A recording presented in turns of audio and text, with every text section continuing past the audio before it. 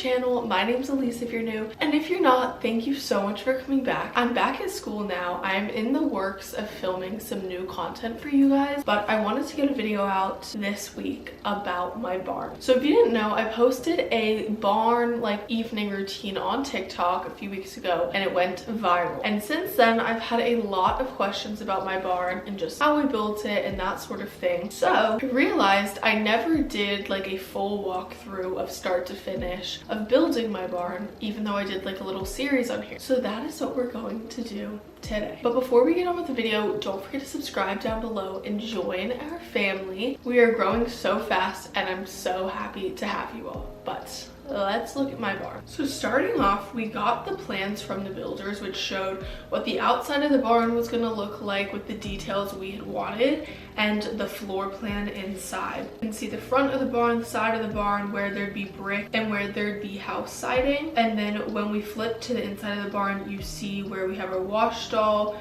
the tack room, the front porch, the back porch, all that sort of thing. So this piece of land was what was there before. It was a vegetable patch when the previous owners had it, but we never used it. But this is what it looked like before.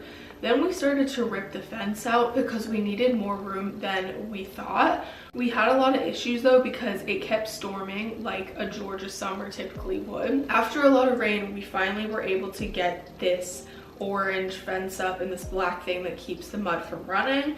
And then the next day, our neighbor came over and helped move the rest of the fence out of the way. The next morning, the builders came and they started to rip up all the grass here. This is called grading, I believe, and it's where they move all the dirt and grass and stuff and make this surface even. There was a lot more that had to be taken out that you didn't quite realize until it was done. Then we had this gravel stuff. It was to go in the stalls where the horses would go because you don't put concrete underneath them, simply because when they pee and stuff, you want it to be able to run away a little more. Obviously, you take out the shavings, but if there's concrete there, it's just going to become a big puddle. They then started to put out the base of the barn. You could kind of see it starting to come together. And then they had to do all this piping for the water stuff for the wash rack. So they dug everything up for an inspector to come and check it all. And then once it got approved, they flattened all this back down, but it looks like a mess.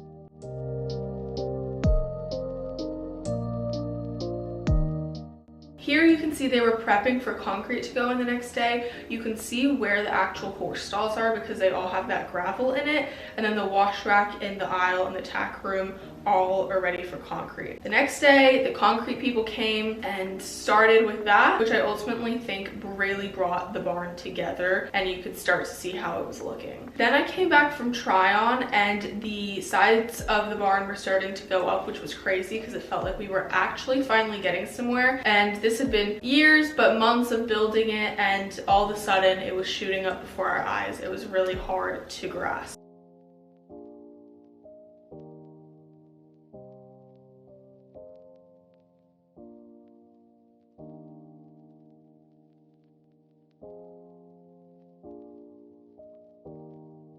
Here you can see the sides of the barn are like fully up now. You can't really see through it as much, and it's starting to look like a real building now.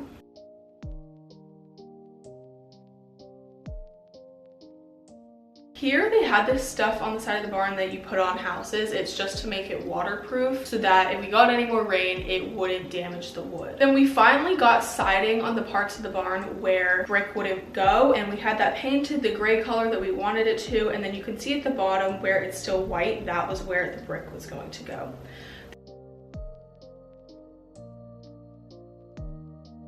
The brick went in and it was time to head to the feed store and get a bunch of things we needed, which was so fun. It was like Christmas. We also went to a local plant store and got some cute trees to put outside of the front of our barn just to give it a homey kind of feel. We picked out some snazzy looking ones and took them home.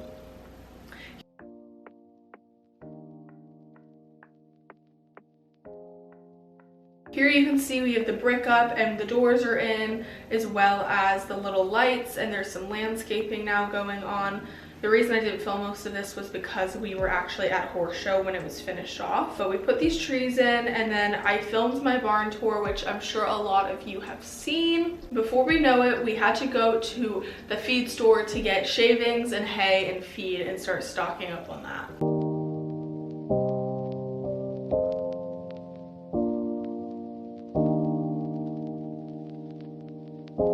We started to put shavings in all 3 of the stalls that the horses were going to be going in, and hanging hay nets and filling waters, because before we knew it, the next day the horses were coming home and we wanted to have it all set. So we went to Windsor and they trailered them over here. Here's Jello in his new stall looking happy as can be. We also had their blankets at Windsor, obviously, which we had to bring home, so that's what's in these trash bags that I was just unloading. And then we put their fly sheets and everything, all their blankets, on their stalls before taking them out to the pasture. As you can see, they all looked extremely happy. I don't think they could quite believe where they were. I think they thought they were in heaven or something, but that is where we are today. They still live there. It's still just the 3 of them. And it has honestly been one of the greatest joys ever, having them home, being able just to go down there and see them. It's also obviously been great for my content. I think you guys have really enjoyed seeing sort of farm content rather than just riding videos. But that is the process of how I built my barn. I know a lot of people have been asking who built it, and I honestly don't remember the name off the top of my head. He was a local builder to us and had done a lot of things that we had seen around that looked beautiful, and that is how we decided. But thank you all so much for watching today's video. Don't forget to subscribe down below, and I will see you in my next video. Bye!